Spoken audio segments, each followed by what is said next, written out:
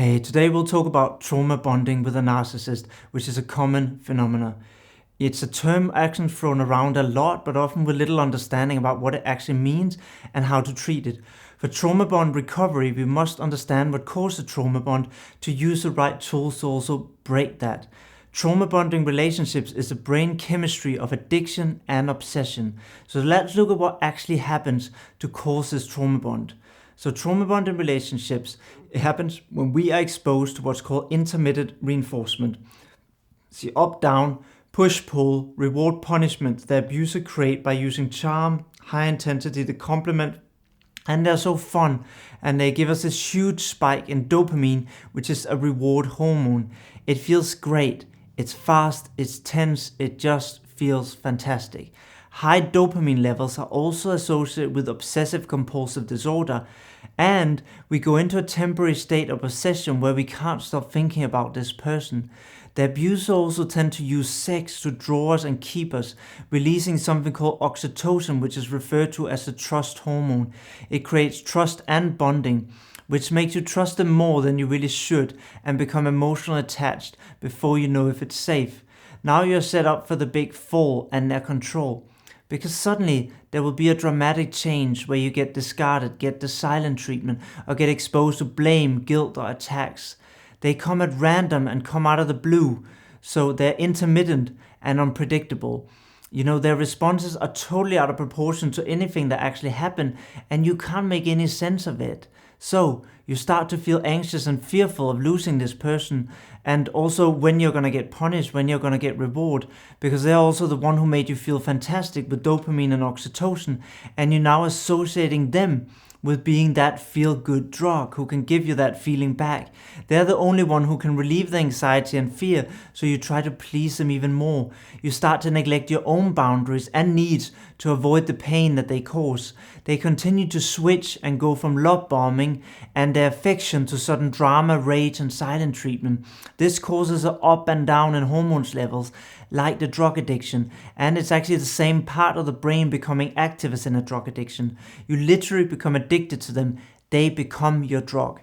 The fear and anxiety also causes adrenaline and cortisol to flow in your body, which shuts down your logical thinking and disturbs the integration of memory in your brain. Hence, you become easier to manipulate and control. They mix in a little gaslighting. We'll cover this more in another video and post. So you start to doubt your perception and become even more receptive to them.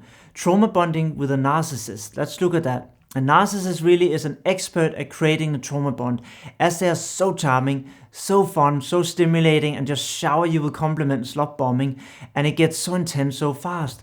They often talk about the future commitments very fast too, as that gets you the really emotional investment in this fantasy future that you later hold on to when they turn out to be a narcissistic abuser.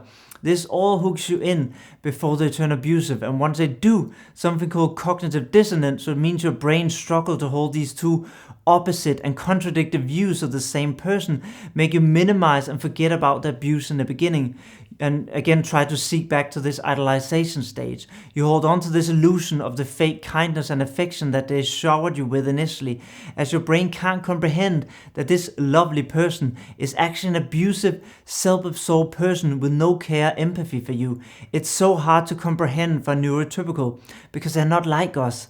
Part of letting go of the addiction is to accept that the person you want back and think was real is not real and doesn't exist. It was an act that they used to abuse you. It's so cruel that it really is hard for our brain to accept. But until you do, you'll be stuck in a dangerous illusion that you can somehow get this great person back that they pretended to be. You can't, because that person doesn't exist.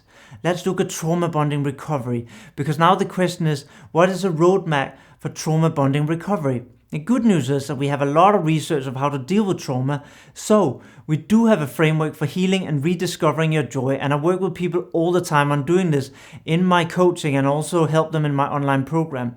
First, I want to say, to avoid this ever happening again, slow down. Don't rush to sex because it floods your brain with oxytocin so you can't make sound decisions anymore. Don't rush to invest as they prey on speed and intensity. Slow everything down. If you do, you'll see the warning signs that I teach you also in my online course. Now, to recover from trauma bonding, we have to treat it as an addiction.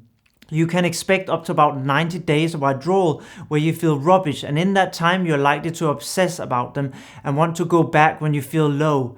So you must block the narcissist. Get a therapist or coach to actually support you. Get a support group where you can share and get support from others.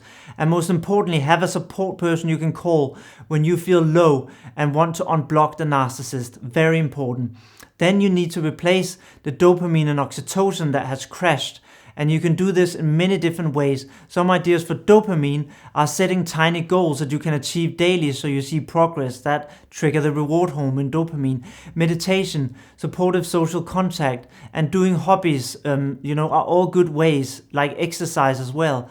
Oxytocin can be replaced by having eye contact with people who care about you, and hugs, or get a weekly massage. All this touch release oxytocin. So we also need to replace the narcissistic drug with instead a healthy prescription of natural stimulation of dopamine and oxytocin like just described, that doesn't have abuse involved. We also have to reduce adrenaline and cortisol, the stress hormones, and you can do that really well through exercise, which is how it's meant to be released, fight or flight. So why not combine exercise with social, and you reduce stress and get dopamine and oxytocin, which is a perfect cocktail.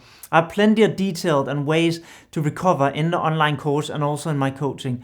These are just some quick, simple ideas that I can give you in this video. Part of what makes us feel pain and lack of safety and the struggle to recover is that we doubt our own perception because we've been gaslighted by the narcissist. When we don't trust our own judgment, the world is a scary and painful place.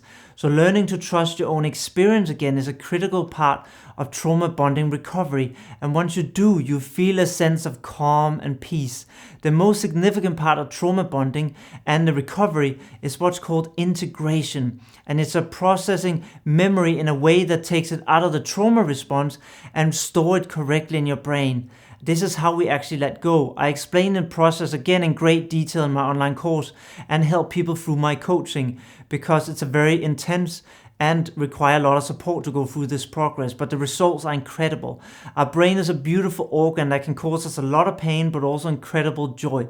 That's enough for today. Go check out my other social media profiles, get the free guide or free webinar on my website, or check out the online course and coaching, etc. Can all find in a link in the description below. And don't forget to subscribe to this channel so you get the latest videos. So I will see you soon, and look forward to seeing you in the next video.